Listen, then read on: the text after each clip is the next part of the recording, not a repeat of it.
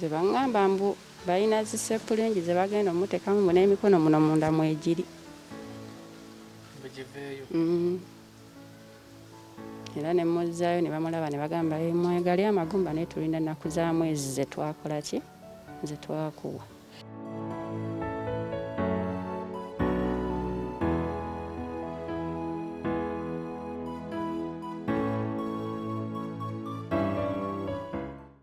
Muzzukulu wa Kabajja omugeyi akubuuzaako Ssebunya tuli ku SB4 MEDIA tugusa ensonga tusinzidde wano Zana tuzze wa mama Trevor wanjawuloko ku baana abalala nafunyeko akasimu nangamba nti jangu onambuleko jangu olambuleko ku Trevor ntuuseewo nga kituufu Mukama atonda naye Mukama abanga atonda fena tetwenkanankana oba oli awo waliwo okwasinziira okuba nga atonda omuntu okumuteeka wansi.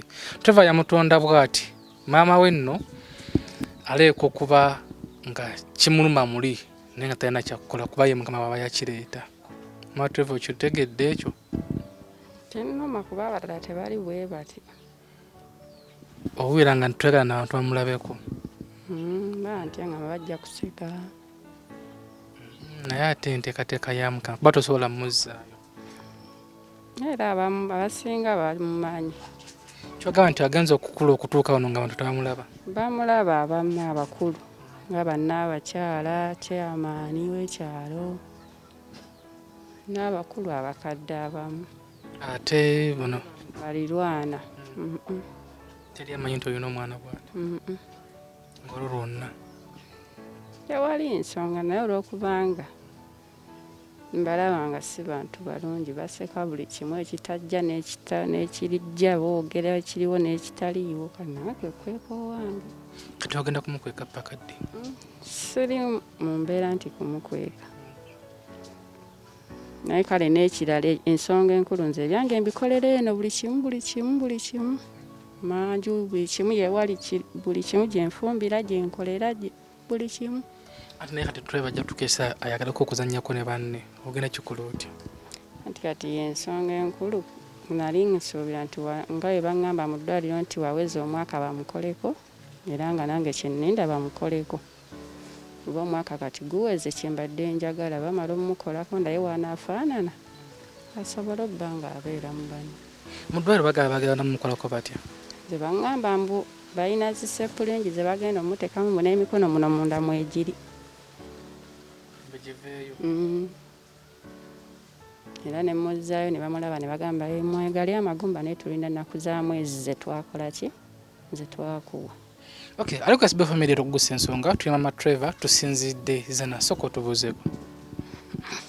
Balamusizza mwenna abatulaana abatuwuliriza. Nabadde ndawo nkubidde kasimu. Waliwo eyampa namba ewabeera South Africa bamuyita Grace. Omwami oyo n'aŋŋamba oyamba abantu n'aŋŋamba nkukubireko. Era eggulo lwe nasooka okukubira n'oŋŋamba nindemu wiiki nnamba. Nenjirinda kati eggulo nabadde ndi awo n'ankubira n'aŋŋamba nina gwe ndabye gwayamba ddamu omukubire ko nze sina airtime. Lwakoma nga simanyi baba mukikwata mutya naye ffe omulimu gwaffe tuli bamawulire era ekitongole bakita SB4 MEDIA. Tujja ne tukolako emboozi bweti ne tugiteekayo oba yennyini eyakubidde n'abantu abalaba akatambi ako mwe muva mu kizala kisanaagamba nze kamuyamba omuntu oyo naye nze nganze oba oyo ali ku kamera oba be tukola nabo si ffe tuyamba. Era gwe wenna ali eyo sooka otegere ekintu kino nti nze nganze oba ali ku kamera abaddukanya SB4 MEDIA si ffe tuyamba wabula mmwe abali awo tulaba nti wenteekayo emboozi nekkwatako n'otuweereza kyonna ky'otuweereza gwe obeera oyambye. So omukulu yagamba nti oncontactinge nzize wamutwalako mu ddwaliro omwana Trevor. Amututte mu malwaliro mangi kuva we twamuzaala tutambulira mu malwaliro. Mwamuzaala ng'ali bw'ati? yalagirawo bakyajja buzinga atandise okukula olwafulumayo abasawo ne bamulaba nga ali bwati naye nabo ne bagezaako ku bantu kuba namuzaalira eyo Kayunga ne baŋŋamba Kayunga waliyo be bamanyi naye nga nabo yali lockdown nga amalwaliro tegakola nga kati nga basawo baawumuzibwa bamumanyi eddwaliro bali lirongoosa eri Kayunga nga balina eyo gye batutwala eyo waliwo ekigundi bayitayo Ntenjeru eyo kati nga waliyo bazaalisa bokka nga bakola ku byamagumba tebakola ki kati nabo ne bafuba bakontakitinga balabe naye nga tebabafuna kati ne baŋŋamba mutwale ku Kkoso Entebbe ne mutwala ku Kkoso ne basooka ne bamukebera ne balaba oba obwongo obuba bulamu kuba bagamba we bati abamu obwongo obuba tebutegeera bulungi ne balaba nga obwongo bulamu ne bakebera amaaso nga malamu buli kimu ne balaba nga kiramu ne bagamba omwana wo totya kuba ayina engalo ku mikono kuliko engalo okubaako engalo tujja mumukola era ne bandaga abamu nga tebalina ki ngalo ne bagamba kuno kati olaba nabatalina ngalo tetutawaana kola ki naye kati owuwo tujja mumukolako kuba ayina engalo nakwamu omwaka ne bagamba ne bampa ebipapula ne bagamba linda omwaka ojja nabyo nensasulayo akasente ka kumukebera ka dokita nenvaayo tinaddayo ko nga weseewo emyezi nga 6 nzireyo bamulabe nenzirayo ne bagamba ffe tumulaba naye ffe tulina deeti ze twakuwa kati deeti ze bampa 24 ogw'omukaaga gwenzirayo bagenda kumulongoosa bamuteekako mikono nze baŋŋamba bo balina kye bagenda okukola simanyi ne baŋŋamba seppulingi oba seppulingi naye nga natambula amalwaliro mangi nga yenna bansindika eno ku Kkoso nagendako neeyo waliyo Mukono baliyita oba eri eyo baliyita children's waati nayo nagendayo bedokita naye nankonekitinga eno naŋŋamba nja kutwala ku ddwaliro liri eyo ku Kkoso olwagamba operation eyinza okumulawo nga ssente mmeka wabula simanyi naye nga baŋŋamba olunaku lwengenda enderina $50 egisooka naye kati ebirala simanyi tata w'omwana yaliwa tata w'omwana gyali abadde bakukola ekyo ekipiki naye bizibu bingi wano yali asala ngoye mu Owino masikaati ng'asuubuza bantu lockdown bwe yajjira byonna byonna ne bigenda byonna waliwo yamuwa ekipiki kiikyo kyavuga kifa buli lunaku tulina looni twewozezi looni kutwala mwana mu malwaliro tutambula lino na lino naye nga gyali abakabadde bwana abwadde kyembadde nsaba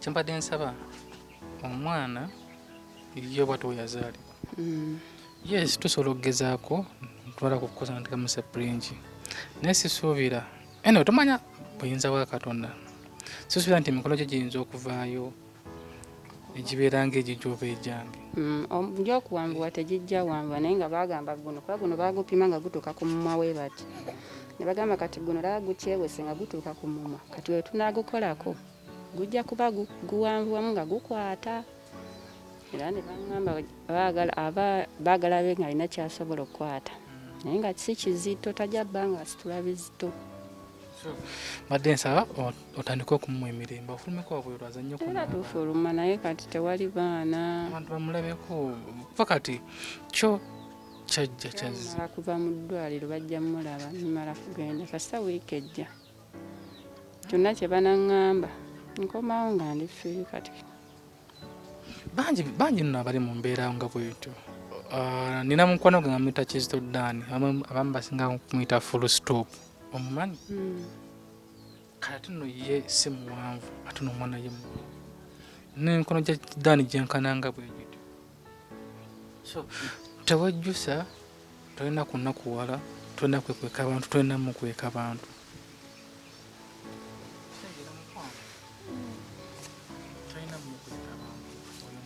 first born waliwo abalala 3 bagenze mu kyalo bazzeemu okuggala ne babagira ku ssomero ne bagenda ne mbatwala nga ku muddwaliro baŋŋambye ngenda mmalayo omwezi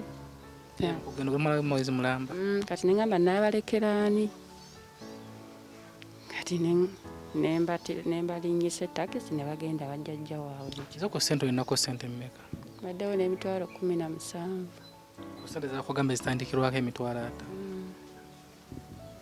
Abaana badde baatandika okusoma nga nabutoolako waliwo wa P6 nga nabutoolako n'embuwaayi abadde asoma ate songerwako kadala kenkola ke kali akatunda obunyanya akatandalo koolabye. Omuntu ali eyo Kirooni buli lunaku buli lwa Friday tutoola emitwalo 3.5. Omuntu ali eyo akola buno obudde buyambi ki bw'osinga okwetaaga?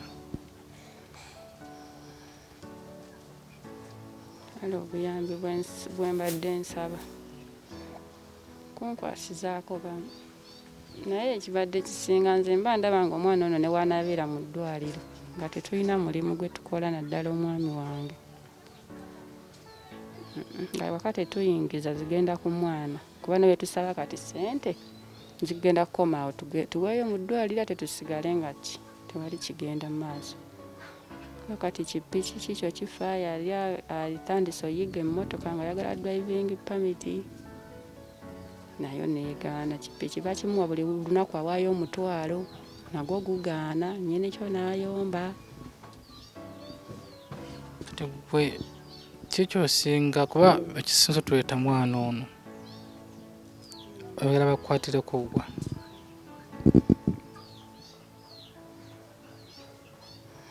ndowooza batusooka tumaliriza eky'omwana tulaye we kinaabeera bizinensi tunaabiraba oba olulala tube nga tuyiiya nga tumanyi kino ekitusuddemu ekyatukubamu kuba kati okuva omwana lwe yazaalwa wadde tumwenjeza ssente zonna we zigendedde wadde ne lockdown yajja omulimu ne guggwawo ate tekyali kyamaanyi nnyo ng'ate we tutambuliza mwana bamutwalako neyo katalemwa naye bonna nga batusindika ku kkoso kati ne tusibira wa koso ate ku kkoso ne batugamba tulinde ki kale omwana nga alina obuzibu alina n'obusolo nabwo bwakula bulala nabwo kati bo baŋŋambe namutwala eyo eddwaliro ly'abayitale lirina Kiwogo yo ne baŋŋamba amale wezi omwaka gumu n'ekitundu kugamba bonna buzibu buli ku ye nze okalaba kakutama wansi era waba afuka gudde eno mabega. Katusabe bona we nalabika nakakatambi osobola ku magezi ag'enjawulo ku mitwalo 5 gye bamusaba okubeera nga egitandikirwako ku lunaku lw'ogenda alinako emitwalo 17. Tukoze tutya abali eyo? Nze nongamba tusooke tulabe simu eri ku screen yo so tukubirako kuno tuwa ku magezi ag'enjawulo.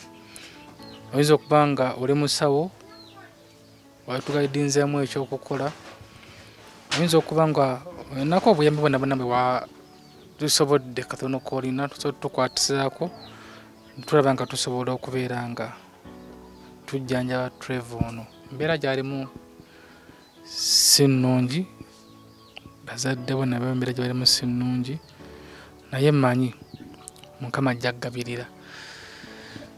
Okkiriza Mukama nti agabirira? Era musaba kuba mbadde ngenda okukubira essimu era nkikkiriza mbadde okukubira essimu nsoose nsaba essaala ya Rosias Ngobya kuba yo nsula nayo eŋŋamba nsaba essimu eno gye ŋŋenda okukuba enfunukiremu ekibala funayo ekyamagero. Kati mbadde nsaba era essaala eyo gisabe abagenda okulaba akatambi kano kaveemu ebibala.